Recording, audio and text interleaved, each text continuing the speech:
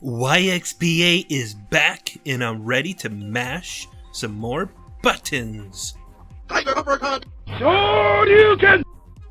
To start, I just wanted to take a little bit of time to discuss some recent developments in the life of Mr. 10K from Neogaf.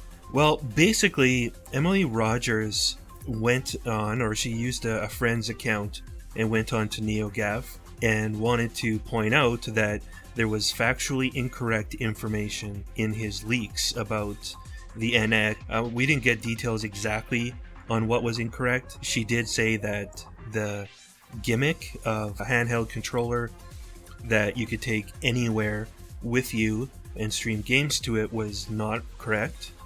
And she did say also that while the specs on the NX are good, the specifics on power level and things of that nature that 10K had reported on were false. So at this point, I'm pretty much ready to throw in the towel with the Nintendo NX in terms of playing Nostradamus, trying to figure out which leaker is most accurate and how powerful the machine is going to be.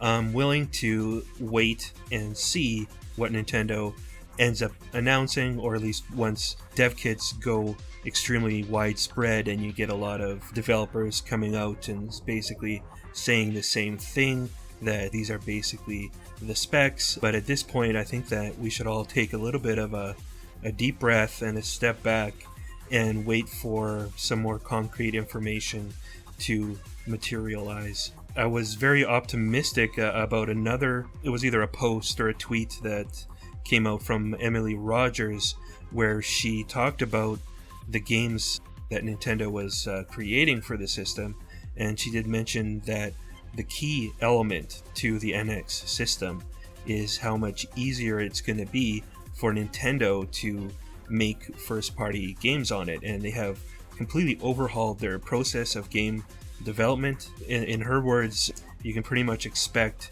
the first year of the NX to rival the entire lifespan of the Wii U in terms of first-party content, and going forward it will just continue on from there.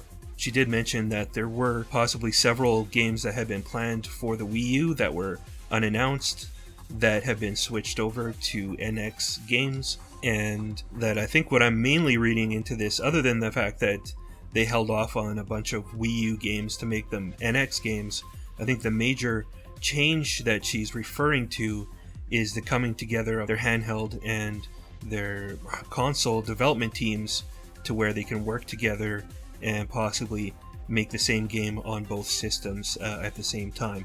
I don't think that every console game will make it onto the handheld and vice versa, but I think the vast majority of handheld games will also be on the console, because there's no reason not to put them on the console. Whereas if you make a really, really high-tech game on the console, it may be difficult to port the game down to the handheld spec. And I'm very satisfied with this information, because for me, the main reason why we are all still Nintendo fans after all of these years is not because they come out with the most powerful systems, because realistically, since the GameCube, they haven't really been doing that. The reason why we're still Nintendo fans is because of the great first-party support. So if they're going to find a way to double or triple the quantity and quality of output from first-party IPs, I'm going to be very, very excited about that. Even though, you know, from my past videos, I love power. I love the latest and greatest graphics.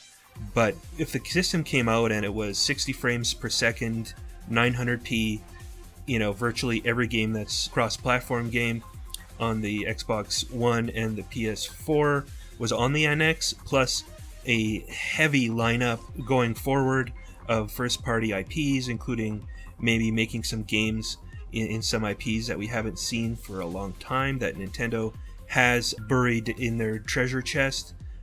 That would be amazing. That would be better than coming out with something that even destroyed the PS4K in terms of specs, but maybe Nintendo was gonna take a back seat and try and focus more on third party and maybe only make 1 or 2 first party games a year. That would be, to me, almost a redundant console, and I think Nintendo needs to be making consoles that offer an experience that is unrivaled anywhere else. In channel news, as of this recording, while I'm recording, we are at 998 subscribers. Thank you very, very much to each and every one of you who has subscribed to this channel. I really appreciate the support, and I'm not going to be somebody that's coming on the channel every day and hyping up the subscriber account, but I have to say that when I first started, my initial goal was to reach 1,000 subscribers, and the fact that we have been able to build it up close to that so quickly is really awesome and going to inspire me to make more and more videos about Nintendo and other video game related subjects that I am passionate about. So thank you very, very much. This has been Colin Unger, reminding you to keep your thumbs glued to YXBA, and always remember to select Start. If you enjoyed this video, click like and subscribe.